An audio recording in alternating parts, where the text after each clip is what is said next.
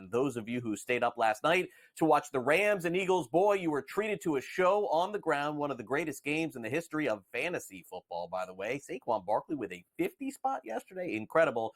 The Rams, they fought a little bit, but they could not stop the Eagles offense. And it does appear as though these Eagles, remember, who faded down the stretch last season, aren't doing the same this year as they end up winning the game yesterday. 37-20 was the final there. And now the Philadelphia Eagles are in a position potentially to get a bye in the first round of the NFL playoffs. Now, on the flip side, the Rams are certainly up against it. But if the Rams can't stop anybody on defense, and specifically can't stop the running games of opposing teams, Sean McVay, Matthew Stafford say they're in some trouble. Really, congrats to Philadelphia. They did a good job. They did, way too many good things explosive-wise in the running game for us to be able to overcome. I thought we came out ready to go. The turnover really hurt us, obviously. I thought, when it's a one-possession game, they ended up scoring quickly coming out of the half, and then we were able to match it, and then it just kind of got away from us. But there's humbling nights like this in football. It's all about how you respond. I do know that this team has the capability to be able to respond, and we'll get ourselves off the mat, and we'll have a good week of preparation this week. Yeah, you gotta, obviously look at the tape of this one, figure out, where to go from there as far as, what you did wrong. How can we correct those things? Not gonna let these guys beat us twice. This is the NFL. You play this game long enough, you're gonna have unfortunate nights. You're gonna have nights where you don't play as good as you possibly can. You don't ever want them to get out of hand like they did, but got to move on to the next one and give your full attention to the next team.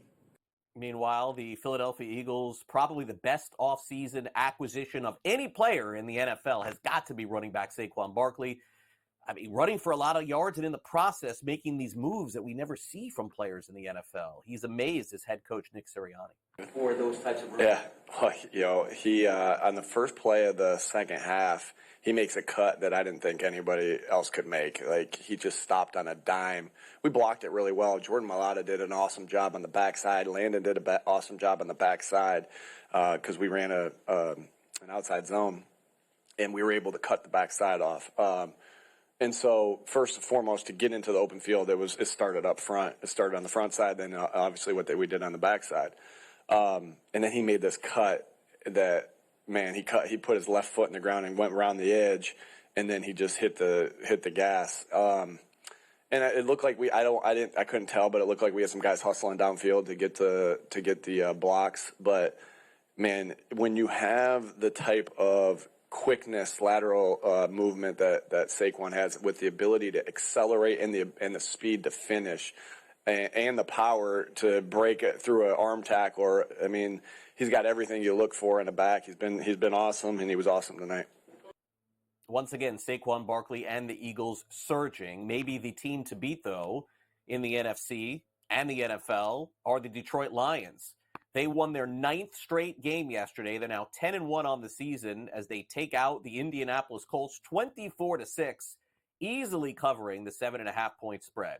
One of the more exciting games of the day yesterday, Bears down 2 touchdowns, come back late to tie, get an onside kick, and even took this thing to overtime.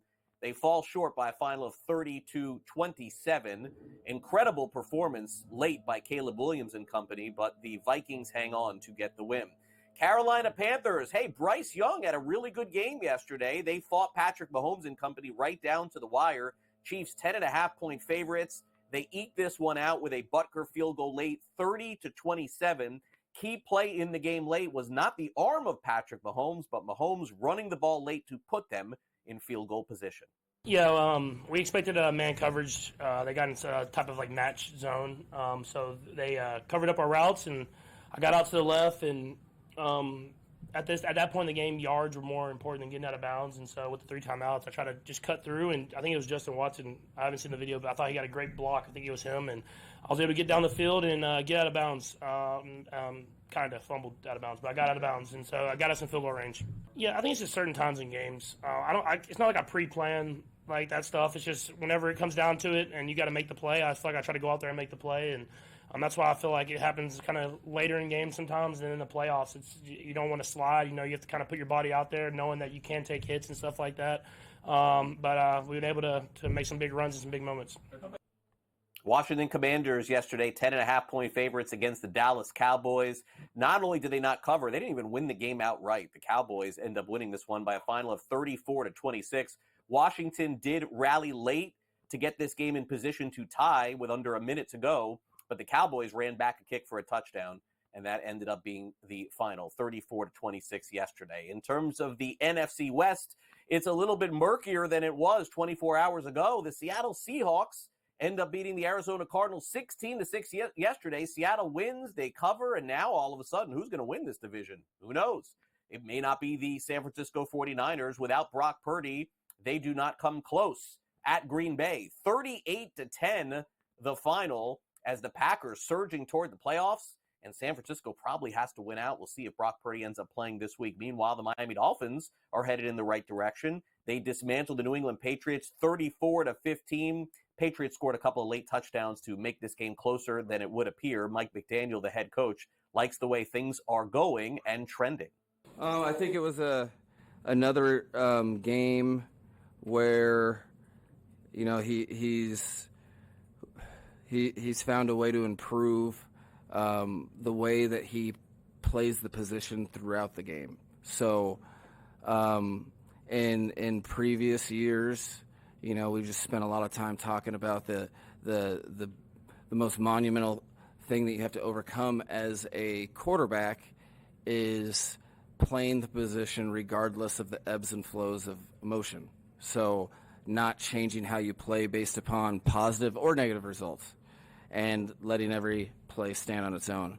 And I think, you know, since maybe the Buffalo game on, I think he's really taken a step forward in that direction. So him playing at the level that I think that he has the last couple games was a feat in it of itself, because it's become more of the norm and not the exception. So one of the bigger upsets in the NFL yesterday did come in the Titans-Texans game. Houston had every opportunity, by the way, to win this game in the end, but it is the Titans picking up a rare win, 32-27 over the Texans in Houston. By the way, the New York Giants made a quarterback change. It looked more of the same.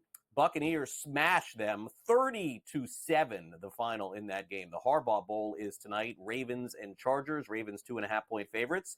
Also, New York Post reporting an off-season baseball signing. I haven't seen a lot of these yet. UC Kikuchi to the Angels, 3 years and $63 million. That looks to be the case.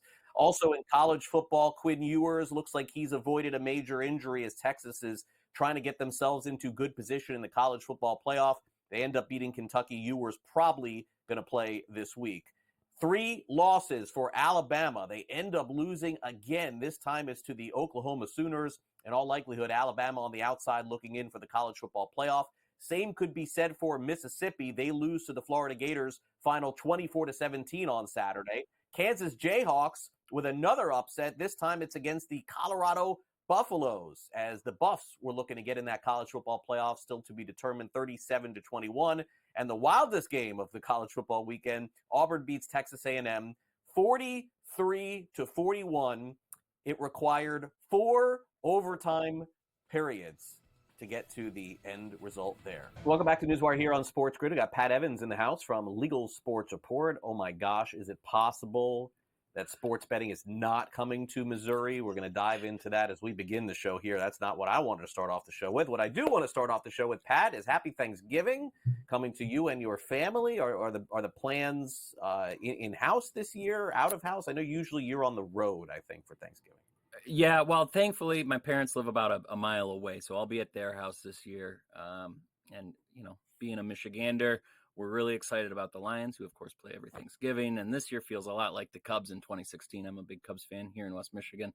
And so I don't know. 10-1, they looked real good yesterday, even with all these injuries. They keep next man up mentality, and they're really crushing. So I'm excited about the Lions, and that's what I'm going to be doing on Thanksgiving. Yeah, 12:30 Eastern, 11:30 Central Standard Time, first game of the day against the Bears. All right, so now let's dive into the latest in sports betting, and let's start off with Missouri as they passed to legalize sports betting. There was some discussion that, by the way, by December 1st or December 15th, that it could actually go live. But now all of a sudden we're hearing rumors of a potential recount. Was the vote that close, Pat, that this could actually go through and go the other way? The vote was insanely close, and I think that's what you're focusing on right now. Thankfully, when you dive into it, it doesn't look like there's going to be a recount. The opposition party that, of course, started with a lawsuit to challenge the validity of the ballot initiative, and then a giant campaign that was the most ever spent against a ballot initiative in Missouri, has kind of fallen back. They've told local media that they won't be asking for a recount, even though it does appear to be in the margin of error to allow for that. So I think we're in the clear at this point, but it is kind of a unique thing because of how close it was. I mean, on election day, we said, okay, it's passed. The Secretary of State, they didn't, exactly say it passed, but the Winning for Missouri Education, the campaign behind it, did come out and declare victory and everything. But as we've come to find out more and more now, that elections aren't done on election day, of course. And so last week there was a deadline for all these voter jurisdictions to submit their finalized vote counts to the Secretary of State. And it dropped from almost 5,000 votes in favor above a winning margin for the ballot initiative to fewer than 400 votes. And that's how close it got as more and more jurisdictions submitted their final results. It did come back to almost 5,000 in a margin for the ballot initiative. So I think we're in the clear. But boy, that is a close election if you think about it. I mean, I think it's 50.07%. Wow. And it did, of course, need 50% to surpass the count that it needed. So yeah, crazy close. And hey, it does seem like it's not going to get a recount though. So the Missouri Gaming Commission is hard at work, I'm sure, getting everything in order, getting the application process going. And the operators, I'm sure, because there haven't been any launches lately, very excited to get into the Show Me State. Yeah, definitely so. We'll see if it happens this year or next. All right, so now let's get into a very small market for sports betting, Wyoming. Let's dive in next here. I'm seeing an article over on Legal Sports Report about a possible expansion, maybe some horse racing, and some other casino expansion talk as well. What's the latest there? Yeah, so earlier this year, the legislator said, hey, we need to get a good gambling study to see what we can do to better, improve our gambling market here.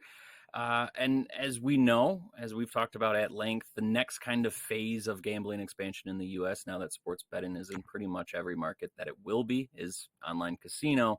And yeah, a lot of this gaming report, which was turned in last week, focuses on kind of how to make it a better horse racing state, including, simulcasting its races out of the state and increasing their historical horse racing kind of ecosystem, which of course is slot machine-like machines that are based on historical horse races, which is just bonkers to me in the first place.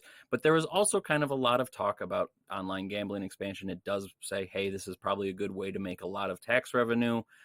It won't cannibalize anything, which that is kind of the key takeaway for other states that you're seeing. A lot of things like Maryland last year, a lot of concern from the brick and mortar casinos that an online casino market would greatly, hurt their revenue.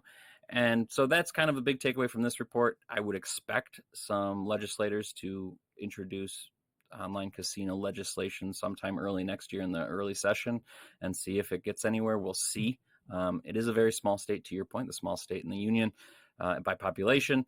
And so, really it's not too big of a market mover for anybody, but it's still something, and we'll see. But just a little quick note too on the online casino cannibalization thing, that is also kind of re-emerging because in New Jersey, this was last month was the first month online casino revenue or handle surpassed brick and mortar casino revenue handle. So that's kind of a note, and then people are like, wait, maybe it is an issue.